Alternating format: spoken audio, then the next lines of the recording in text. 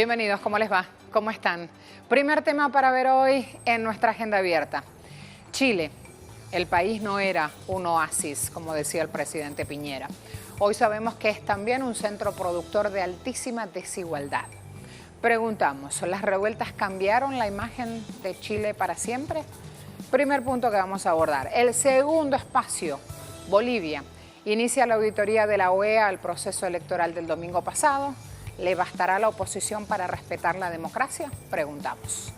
Vamos a ir más rápido de lo habitual, porque ya en distintos puntos del planeta nos están esperando nuestros corresponsales y también nuestro invitado para el primer tema. Tenemos presencia en Twitter y en Instagram. Empecemos. El pueblo chileno persiste en la movilización por grandes demandas y profundas reformas sociales. Diversas organizaciones civiles reiteran la petición de una agenda que buscan llevar hasta el Palacio de la Moneda para que se cumplan estas demandas. La tensión social ha recrudecido en la paralización de actividades laborales, académicas y comerciales que busca establecer una ruta a la huelga general. Defensores de los derechos humanos también movilizados exigieron la renuncia de Piñera, luego de haber recopilado información diversa y reportes de las sistemáticas agresiones por carabineros y militares durante las protestas pacíficas. En este sentido, Chile espera la llegada de una delegación de la Comisión de Derechos Humanos de las Naciones Unidas para iniciar el proceso de investigación por las denuncias de la grave represión cometidas por carabineros. Asimismo, Amnistía Internacional ya se encuentra en el país para también investigar violaciones a los derechos humanos. Ante la tensa situación, el gobierno de Sebastián Piñera suspendió la realización de la cumbre de la APED y de la Conferencia de Cambio Climático para atender las masivas protestas que se prevé no culminarán hasta la salida del mandatario. Hoy en Agenda Abierta haremos un seguimiento de la cifra de violación de los derechos humanos, así como la agenda de protesta donde se han sumado transportistas que rechazan los impuestos tributarios implementados con el dispositivo TAC.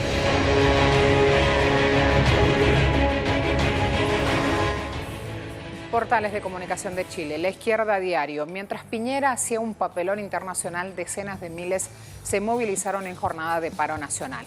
El día que comenzó con este paro, llamado por la Mesa de Unidad Nacional, donde están organismos sindicales, estudiantiles y sociales, también se hacía una movilización de las educadoras de párvula.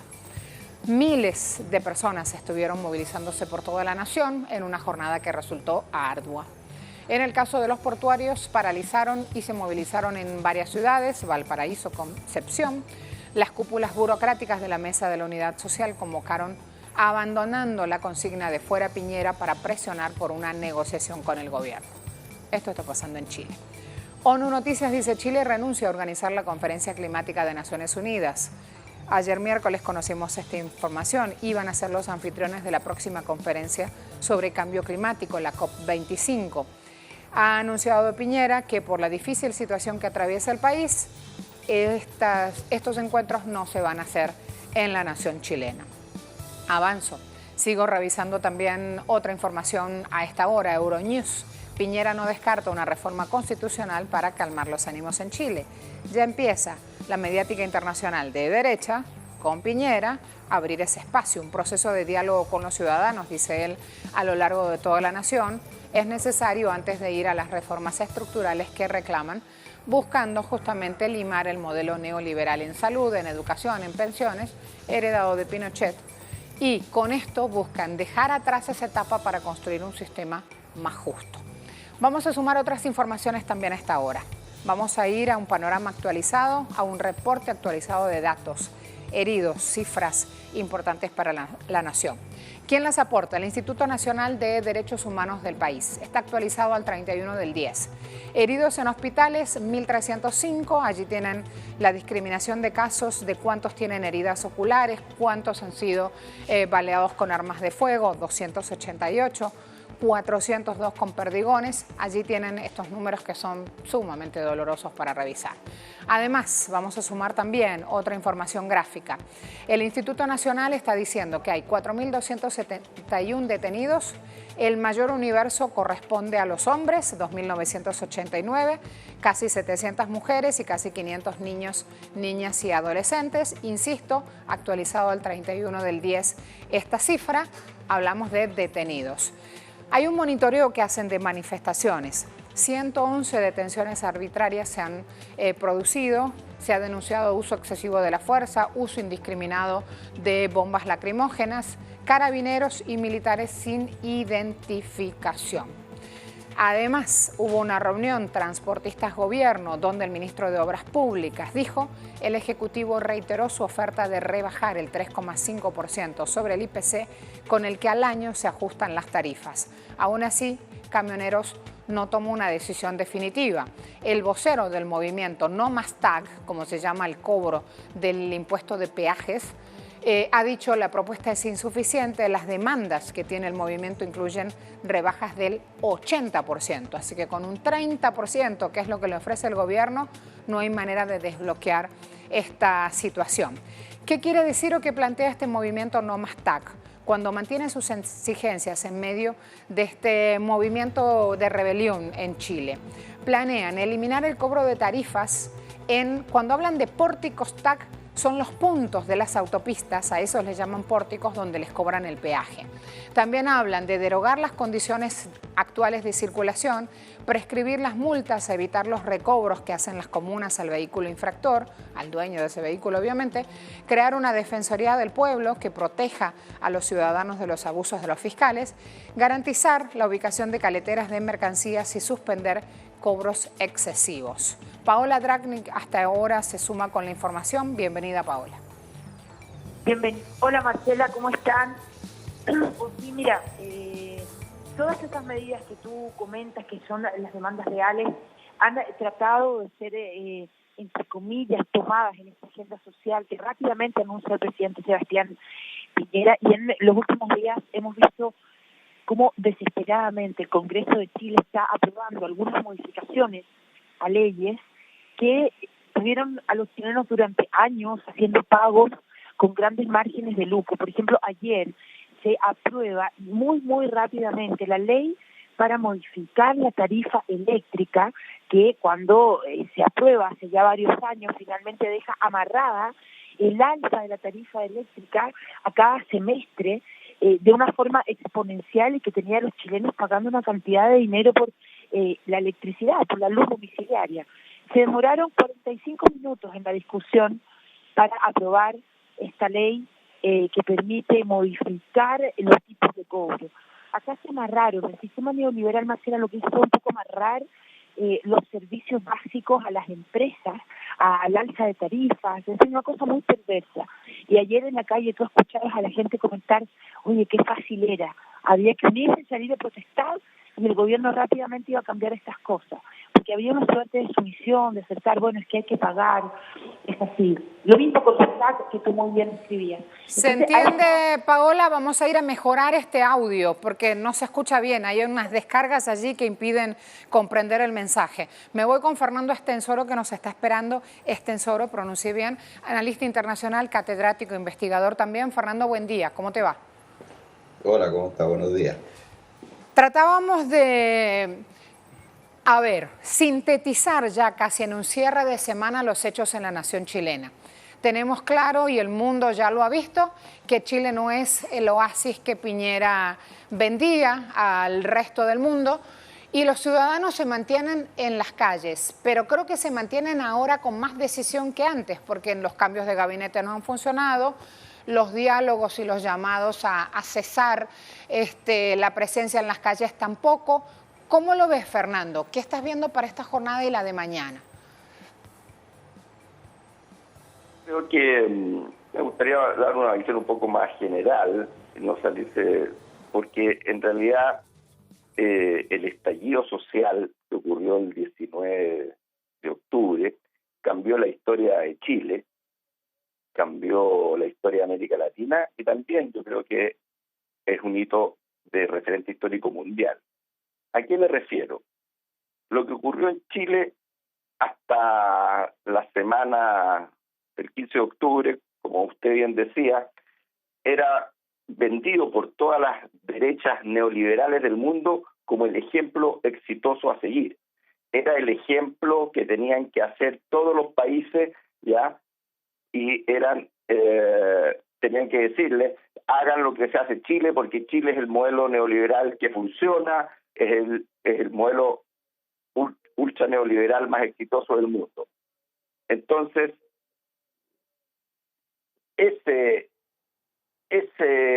modelo, entre comillas, exitoso del mundo neoliberal, voló por los aires, explotó y ya no existe más.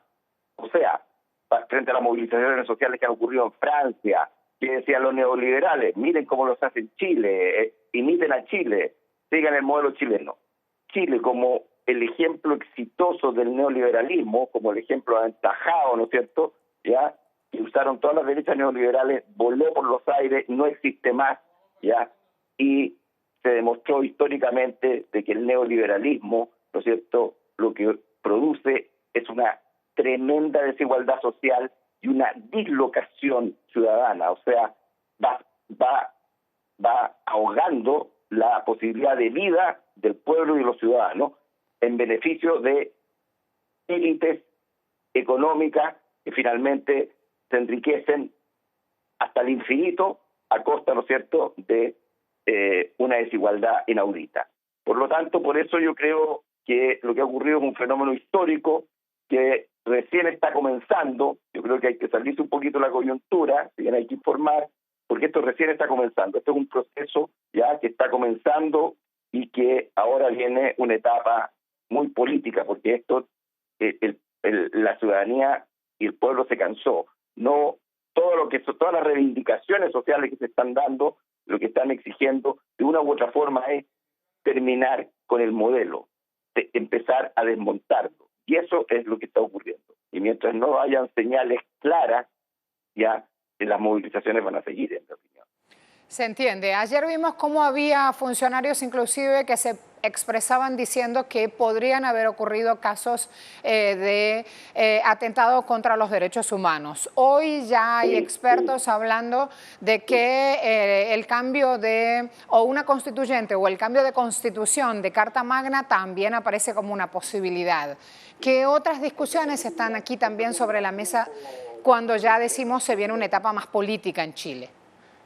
Sí, yo quiero señalar eso y enfatizarlo. Esta es una demanda del pueblo chileno. Una nueva constitución no es una demanda del fascismo, es una demanda del pueblo. Y eso hay que ser enfático y decirlo, porque aquí vemos muchos chilenos que hace mucho rato y venimos peleando por eso.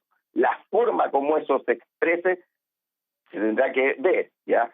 Asamblea Constituyente. La Asamblea Constituyente la intentó lanzar ya la presidenta Bachelet en el gobierno anterior, ¿ya? Pero fue torpedeada, ¿ya? El gobierno de la presidenta Bachelet, el gobierno anterior, ella ya lanzó un par de misiles al portaaviones del neoliberalismo. Sin embargo, fue bloqueada por sectores de su propia alianza, de su propio conglomerado político en alianza con la derecha. Por lo tanto, aquí hace mucho rato, ¿no es cierto?, que la gente está pidiendo cambios reales. Ahora, esto tiene que tener también una expresión política. No se puede seguir con una constitución heredada de Pinochet que amarró, ¿no es cierto?, el modelo neoliberal de forma constitucional. Entonces, es muy importante, ¿no es cierto?, terminar de una vez por todas. ¿Sabes? Hubo algunas reformas menores de carácter político a la reforma de Pinochet, pero en la esencia, ¿no es cierto?, del modelo neoliberal sigue estructurada y amarrada, ¿no es cierto? Entonces, lo que estamos viendo ahora son movilizaciones, reivindicaciones múltiples, innumerables, ya, como la que usted decía, los camioneros, pero existen de otros sectores, salud, educación, etcétera. Y sobre todo, el pueblo está movilizado en defensa de los derechos humanos, porque haber sacado nuevamente a los militares por una movilización social, eso solamente había ocurrido en tiempos de la dictadura, ya, y en el imaginario del pueblo chileno eso está absolutamente presente. Y a todos los que pensaron de que eso ya era historia pasada, quedó desmentido. O sea, la gente, el pueblo, las mujeres, los hombres, los niños se están movilizando en defensa de los derechos humanos y van a seguir siendo movilizados. Y evidentemente han ocurrido violaciones a los derechos humanos, pero también es importante, están surgiendo interesantes formas de organización popular, organización de base, se están denunciando, las universidades están prestando apoyo, o sea, están ocurriendo violaciones, pero el pueblo no está de brazos cruzados, eso es lo que les quiero enfatizar. Hay aquí un último interrogante y ya con esto finalizamos.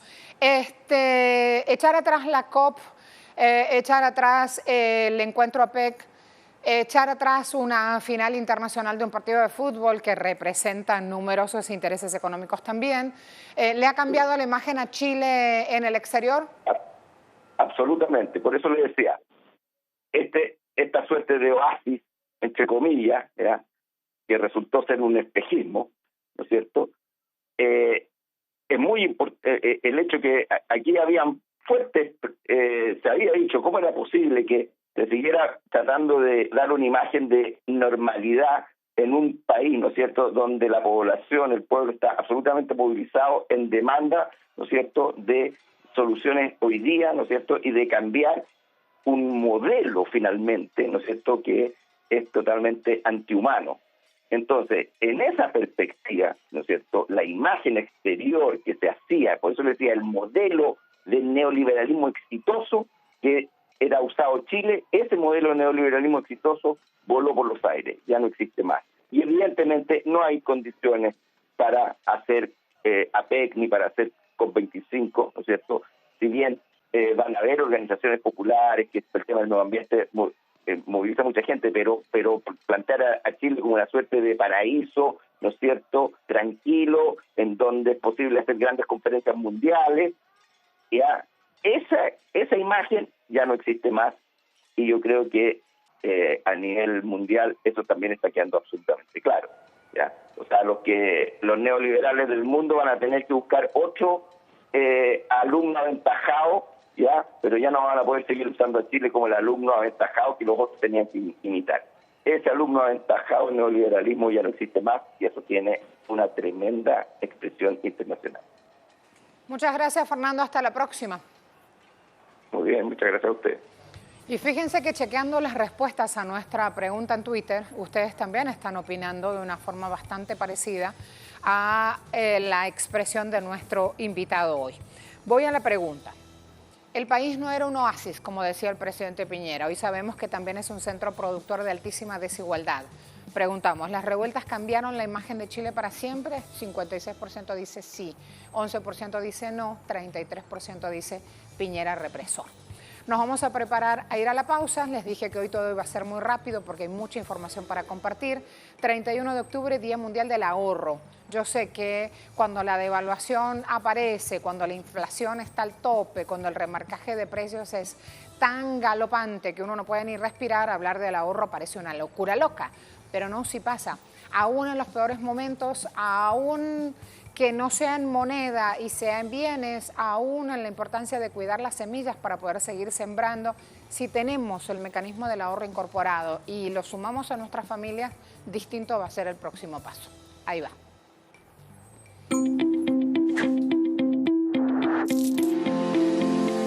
Amamos tener control total sobre cada aspecto de nuestras vidas. Amamos administrar nuestro tiempo y también nuestros recursos. El estudio Ahorro Latam 360 grados de Sura reveló que el 75% de los millennials ahorra en Latinoamérica. Ahorrar es simple, solo debes separar de tu ingreso inicial un porcentaje de tu sueldo para ahorro y luego destinar el monto restante para tus pagos. Pero, ¿para qué ahorramos los latinoamericanos? El 41% ahorra para imprevistos o emergencias, mientras el 19% ahorra para fines y proyectos personales. Ahorrando podemos elegir y hacer con total libertad lo que más nos gusta.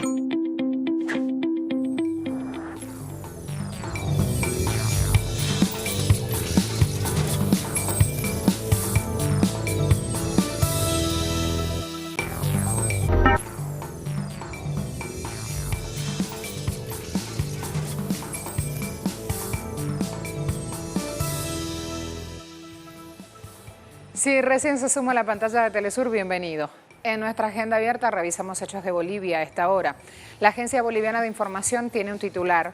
Tribunal Supremo Electoral desmiente 3 denuncias que apuntan a empañar el proceso electoral y reitera su transparencia. Habló uno de los vocales diciendo: referido a la denuncia de alteración de actas y el incremento de votantes que irían a favorecer al movimiento al socialismo, esto no tiene evidencia, no tiene sustento jurídico. El sistema de transmisión de resultado electoral preliminar emitió datos primarios en el cómputo oficial, se verificó que existía en la casilla de observaciones la corrección del número de votos que cada partido recibió. En cuanto a la denuncia de que en 64 mesas se identificaron más votos para el oficialismo que la cantidad de inscriptos, aseguraron también técnicos jurídicos que no existe esa figura porque en cada acta está el número de inscriptos y quienes fueron a votar, un aspecto que fue constatado por todos los partidos políticos presentes en esas mesas. Así fíjense cómo cuando uno se toma el tiempo para ir caso por caso, aparece la respuesta jurídica oficial electoral a cada planteo. La razón dice: el gobierno llama a Mesa a presentar sus condiciones para acompañar la auditoría de la OEA. Nosotros le pedimos a la comunidad ciudadana, al señor Carlos Mesa, el opositor que no acepta los resultados que surgieron de las elecciones, que nos envíen las condiciones para poder acompañar todo este proceso. Así, en conferencia de prensa, las máximas autoridades del Ministerio de Comunicación se pronunciaban. Hasta ahora no han tenido respuesta. Se resalta también una propuesta para buscar dirimir todo este conflicto y hoy es una de las grandes jornadas que apuestan justamente a eso, a dirimir este conflicto. Voy a sumar también a esta hora otra información con Telesur diciendo: movimientos sociales bolivianos marchan en apoyo a Evo Morales. Ahí está la imagen donde mineros, campesinos, trabajadores exigen que su voto sea respetado. Voto que obtiene mayor cantidad de respuestas con el MAS y su candidato presidencial. Ayer estuvieron en La Paz. Hay una convocatoria también a seguir protegiendo el voto ciudadano y sobre todo garantizando paz y democracia. En la madrugada de hoy se ha pronunciado el ministro, uno de los ministros encargados justamente de seguridad ciudadana, e informaba de la muerte de 2 personas. Por eso la importancia también ya de ir con nuestro corresponsal en Bolivia para ver a esta hora cómo se dan los hechos. Dejo hasta aquí la información de Portales, sumo otro dato adicional. Las garantías que da el Estado boliviano para esta auditoría de votos. Facilidad para verificar actas, estadísticos, verificación de procesos, cadena de custodia, todo esto ha sido informado por el canciller en jornada de ayer. ¿Cómo van a trabajar rumbo a esta auditoría de votos que va a ser OEA? Con un resultado que, recordemos, es vinculante. Le van a dar acceso a los expertos internacionales a las instalaciones, toda la información relacionada con este proceso electoral, auditoría exclusiva en la jornada electoral del 20 de octubre y las fases posteriores, completico. El equipo de expertos va a desarrollar sus funciones sin menoscabar la soberanía del Estado y la autonomía del Estado boliviano y del órgano electoral. Un informe que va a ser entregado luego al secretario general de la OEA. Resaltando esos puntos, vamos a hablar de inmediato con nuestro corresponsal Freddy Morales, que ya nos espera. Bienvenido, te sumamos, compañero. Hola Marcela, buenos días. Precisamente hoy se inicia oficialmente este trabajo de la Organización de Estados Americanos, que ya tiene 30 expertos aquí en la ciudad de La Paz, y también están sumando expertos de varios países y de la propia Organización de las Naciones Unidas. El candidato Carlos Mesa hasta ahorita no respondió a esta reiterada invitación del gobierno boliviano para que se sume con las pruebas que dice tener de un supuesto fraude y para también seguir de cerca todo el trabajo que van a realizar estas personas, estos expertos, durante las próximas 12 días, durante los próximos 12 días. El gobierno ha invitado a Mesa para que participe y le ha abierto una nueva posibilidad, que presente todas las condiciones que él considera deben haber para garantizar el trabajo de esta comisión. El candidato hasta este momento no se ha manifestado. Entre tanto, las actividades en la ciudad de La Paz tienden a normalizarse.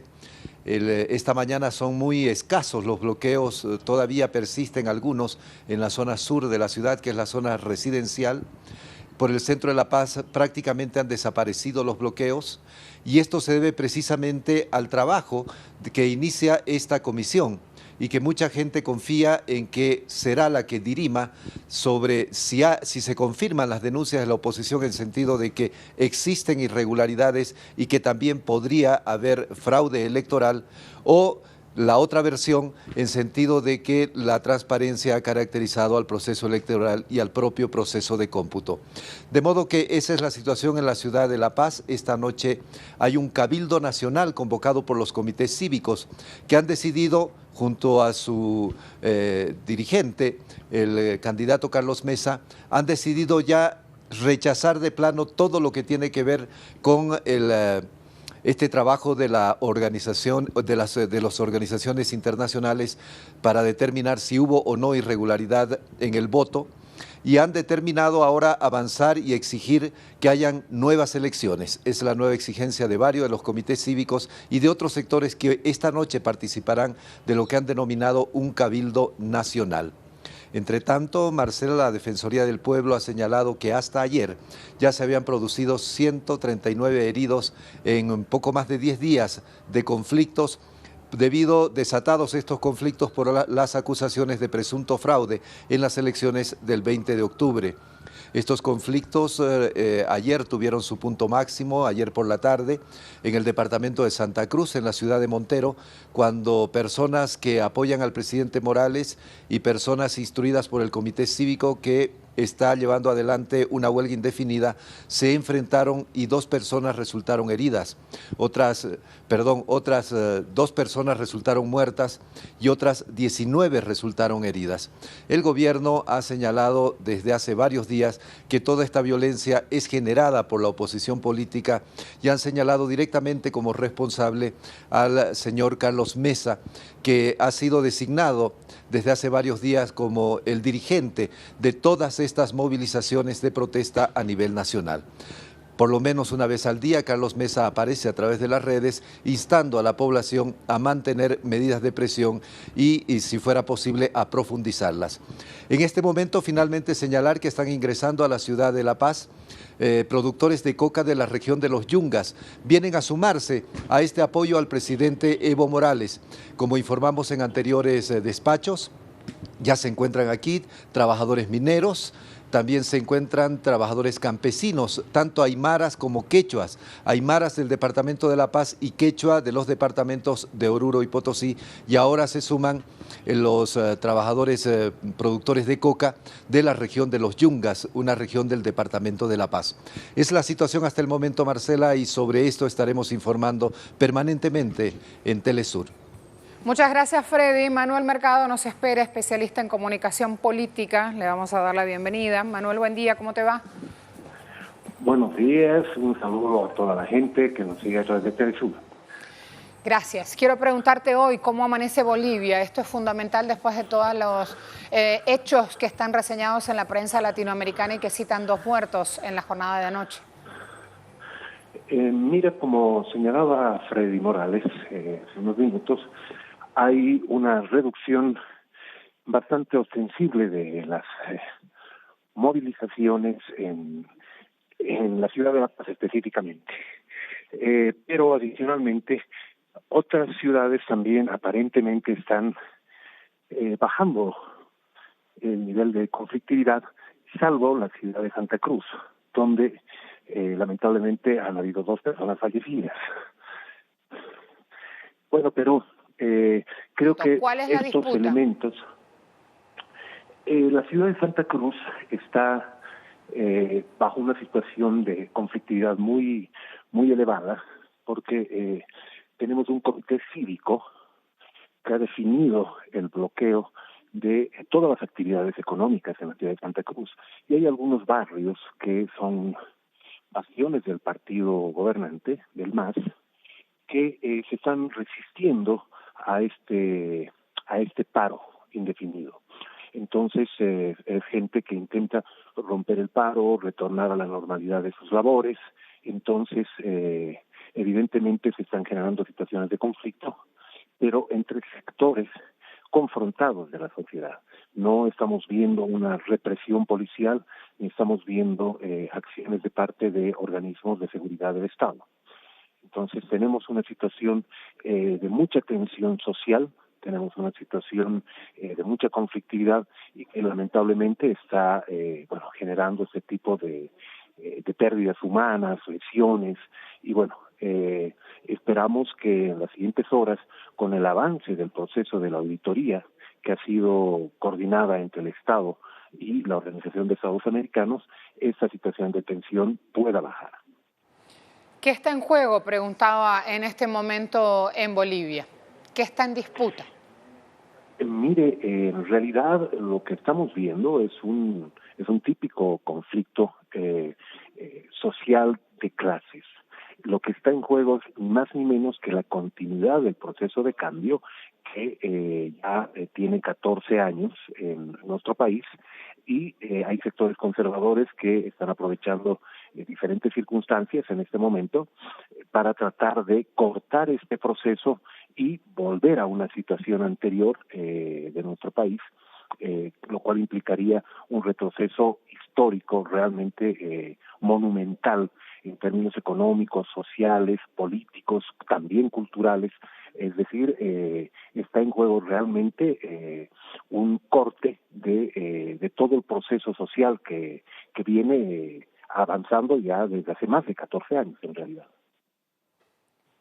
Hay signos importantes. Por un lado, se han recibido expresiones por parte del gobierno de Rusia, de China. Hay países del mundo justamente prestando su apoyo para que la paz y la democracia sean los grandes ganadores. Una vez que ya en Bolivia han trabajado mucho por estos dos puntos y por bajar la desigualdad social.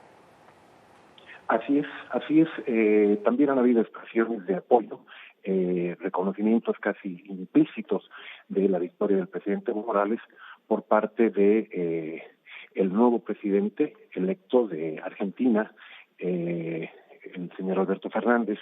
También expresiones de apoyo de parte del presidente de México, López Obrador. Entonces hay una tendencia en muchos países a tratar de apoyar cualquier tipo de iniciativa tendiente a descomprimir la situación de conflicto en la que vivimos en este momento. Hay que entender que la auditoría que está impulsando el Estado junto a la OEA tiene como fin inicial básico dos elementos. Por un lado, la pacificación del país, y por el otro lado, que se conozca la verdad de los hechos en relación a estas denuncias de fraude que son las que están dinamizando, movilizando y motorizando parte de las movilizaciones. Y con esto terminamos ya, decir también que las contradicciones están a la orden del día entre las filas del opositor Mesa. Por lo tanto, debo preguntarle cuál es su visión sobre esta auditoría que está iniciando OEA, todo el proceso electoral completico que han vivido en elecciones. Mire, la auditoría se muestra como el mejor escenario para buscar estos dos objetivos, tanto la pacificación como identificar la verdad material de las denuncias de fraude, ¿no? Y es muy llamativo cómo la oposición ha empezado a fracturarse alrededor de la posibilidad de esta auditoría.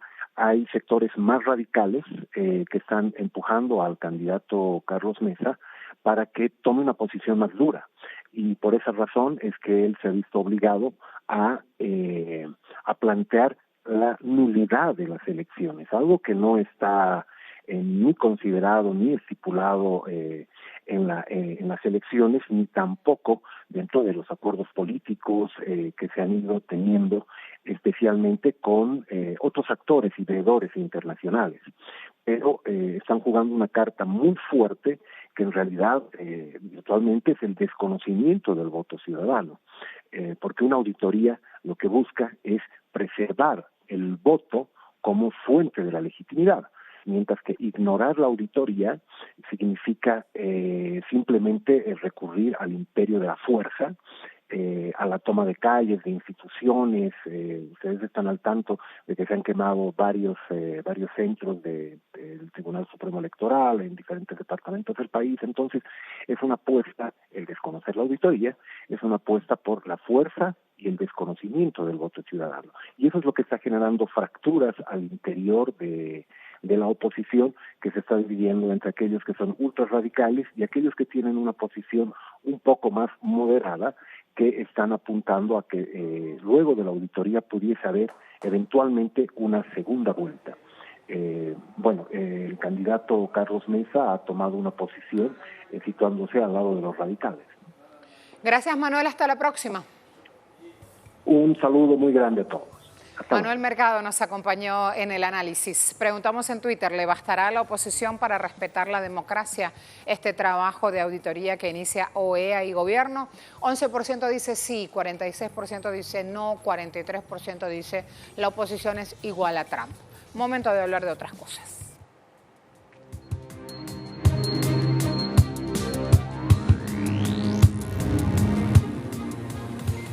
Y en medio de un contexto económico adverso provocado por el bloqueo de Estados Unidos, Cuba apela a la llamada industria sin chimeneas. ¿Cuál es la industria sin chimeneas? El turismo. El país reunió expertos en La Habana, quienes calificaron positivamente el potencial turístico de Cuba. Ya lo sabíamos, lo que están haciendo aquí es ratificarlo mediante una investigación de la Agencia Latinoamericana de Información, Prensa Latina. Vamos a revisar esto. Cuba organizó por segundo año consecutivo en su ciudad capital la reunión MITM América. De esta manera, el país caribeño confirmó las potencialidades en el ámbito del turismo. La reunión se llevó a cabo del 14 al 18 de octubre y fue evaluada por la CEO y fundadora de MITM Events, Charo Trabado, arrojando buenos resultados sobre la cita. Los participantes calificaron en un 73,7% de excelente y el 26,3% de bueno el encuentro. Mientras tanto, en materia de programas, la calificación de excelente y bueno, respectivamente, obtuvo 68,4% y el 31,6%. En el informe se indica que los expositores completaron 44 citas durante las sesiones de trabajo, quedando 30 preestablecidas.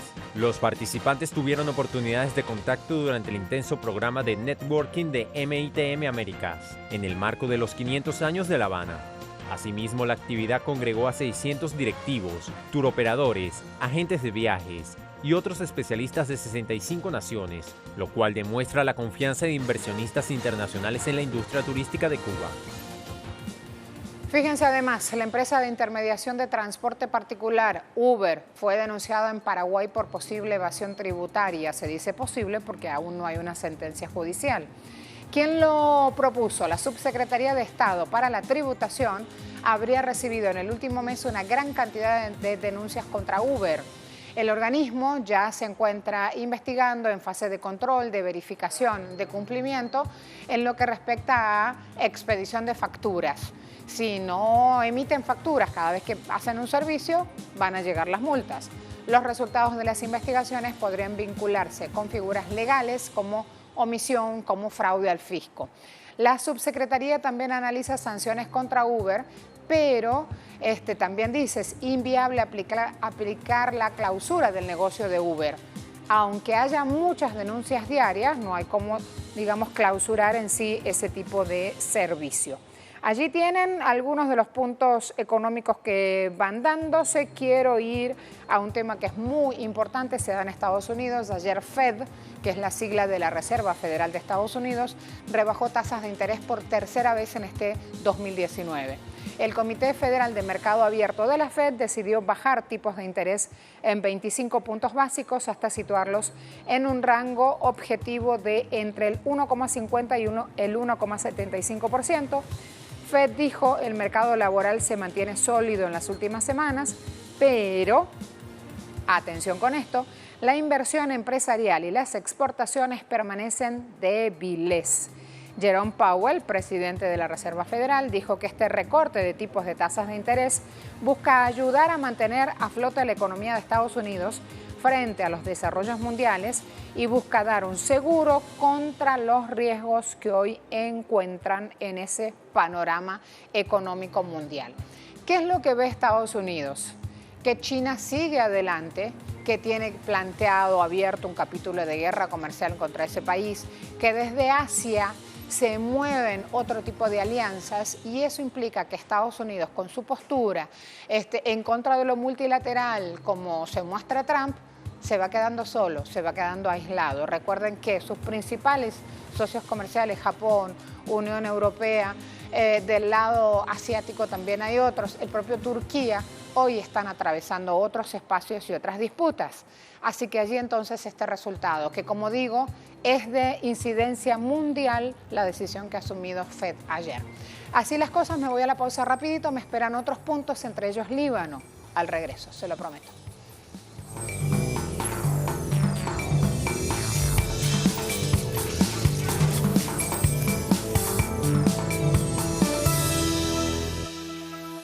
Resaltando esos puntos, vamos a hablar de inmediato con nuestro corresponsal Freddy Morales, que ya nos espera.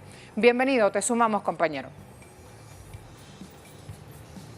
Hola Marcela, buenos días. Precisamente hoy se inicia oficialmente este trabajo de la Organización de Estados Americanos, que ya tiene 30 expertos aquí en la ciudad de La Paz y también están sumando expertos de varios países y de la propia Organización de las Naciones Unidas. El candidato Carlos Mesa hasta ahorita no respondió a esta reiterada invitación del gobierno boliviano para que se sume con las pruebas que dice tener de un supuesto fraude y para también seguir de cerca todo el trabajo que van a realizar estas personas, estos expertos, durante las próximas 12 días, durante los próximos 12 días. El gobierno ha invitado a Mesa para que participe y le ha abierto una nueva posibilidad, que presente todas las condiciones que él considera deben haber para garantizar el trabajo de esta comisión. El candidato hasta este momento no se ha manifestado. Entre tanto, las actividades en la ciudad de La Paz tienden a normalizarse. Esta mañana son muy escasos los bloqueos, todavía persisten algunos en la zona sur de la ciudad, que es la zona residencial. Por el centro de La Paz prácticamente han desaparecido los bloqueos y esto se debe precisamente al trabajo que inicia esta comisión y que mucha gente confía en que será la que dirima sobre si se confirman las denuncias de la oposición en el sentido de que existen irregularidades y que también podría haber fraude electoral, o la otra versión en sentido de que la transparencia ha caracterizado al proceso electoral y al propio proceso de cómputo. De modo que esa es la situación en la ciudad de La Paz. Esta noche hay un cabildo nacional convocado por los comités cívicos que han decidido, junto a su dirigente, el candidato Carlos Mesa, han decidido ya rechazar de plano todo lo que tiene que ver con este trabajo de la organización, de las organizaciones internacionales para determinar si hubo o no irregularidad en el voto, y han determinado ahora avanzar y exigir que hayan nuevas elecciones. Es la nueva exigencia de varios de los comités cívicos y de otros sectores que esta noche participarán de lo que han denominado un cabildo nacional. Entre tanto, Marcela, la Defensoría del Pueblo ha señalado que hasta ayer ya se habían producido 139 heridos en poco más de 10 días de conflictos, desatados estos conflictos por las acusaciones de presunto fraude en las elecciones del 20 de octubre. Estos conflictos ayer tuvieron su punto máximo, ayer por la tarde, en el departamento de Santa Cruz, en la ciudad de Montero, cuando personas que apoyan al presidente Morales y personas instruidas por el comité cívico que está llevando adelante una huelga indefinida, se enfrentaron y 2 personas resultaron heridas. Otras 2 personas resultaron muertas y otras 19 resultaron heridas.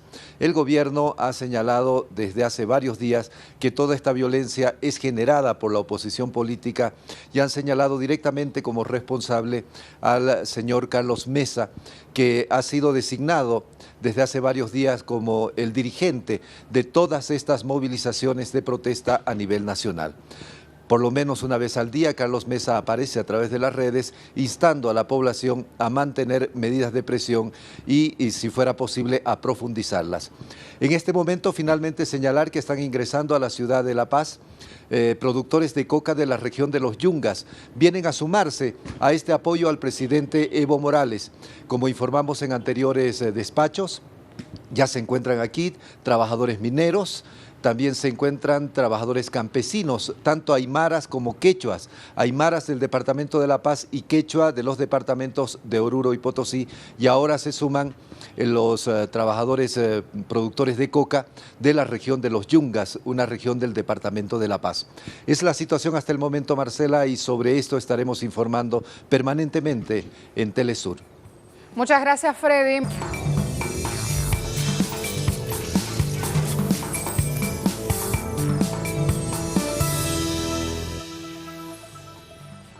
En el Líbano continúa la tensión política y social tras la renuncia del primer ministro Saad Hariri durante protestas antigubernamentales.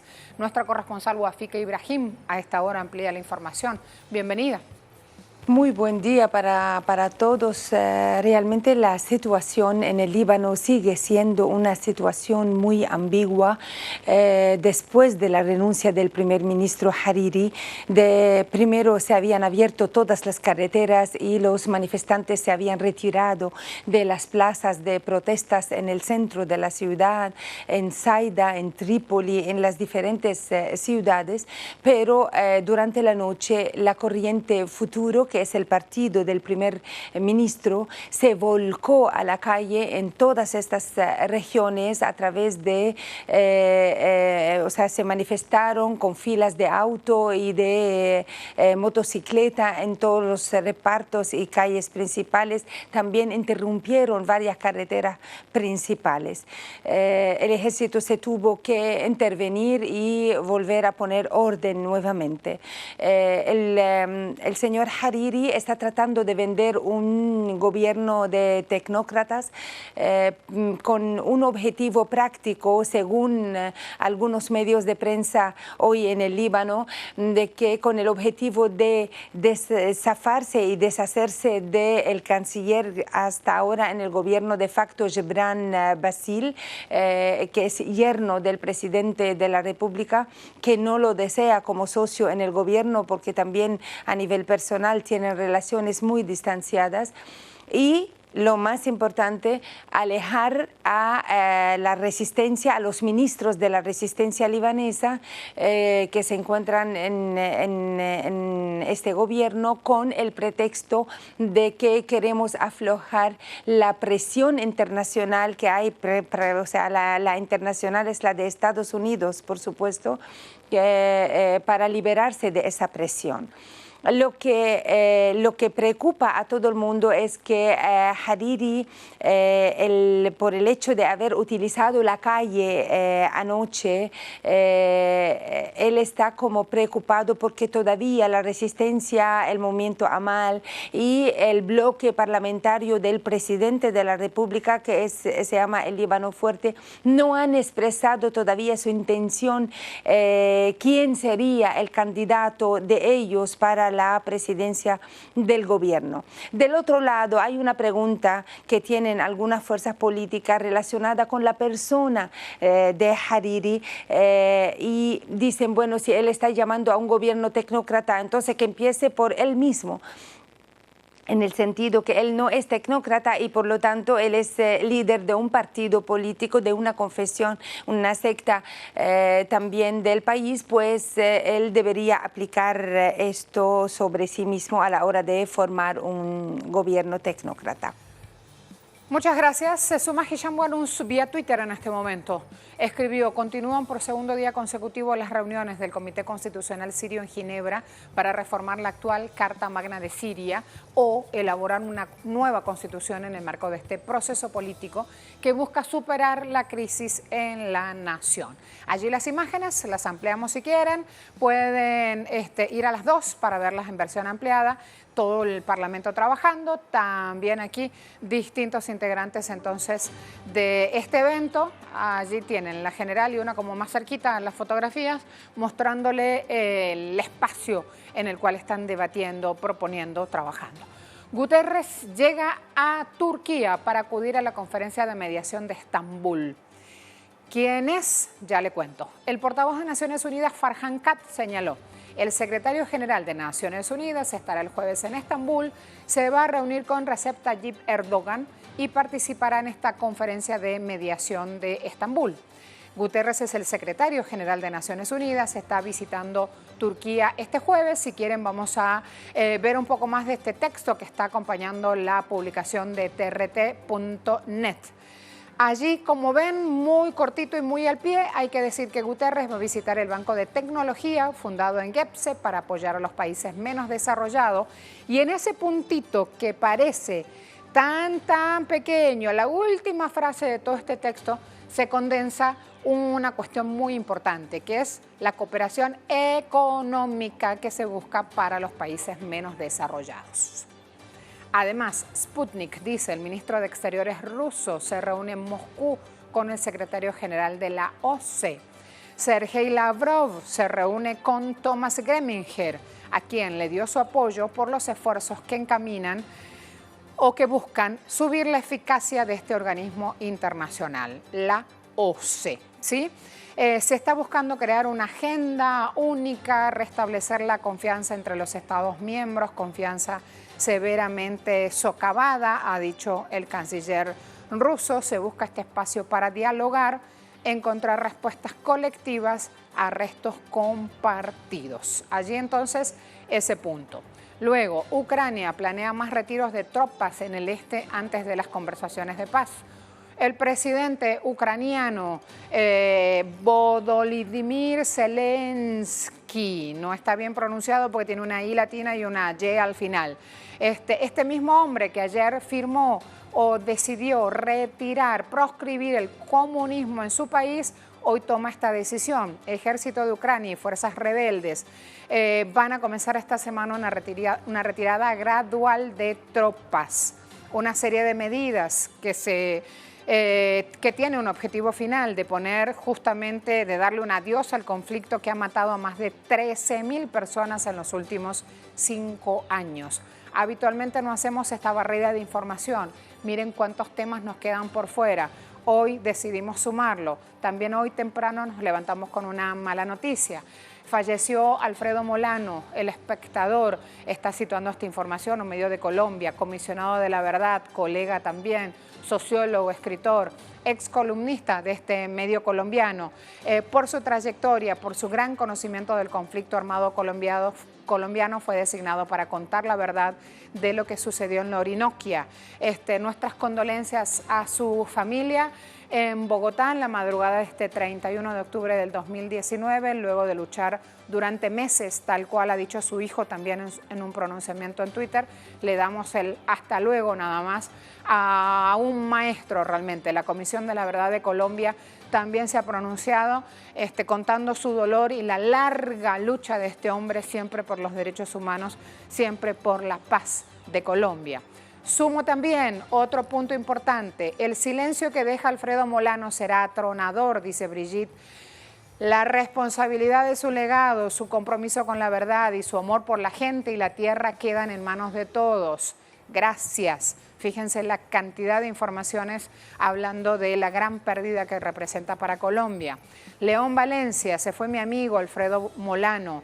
León ha compartido trincheras y luchas también en Colombia, quien de manera genial, dice, contó la tragedia campesina en la voz misma de los campesinos.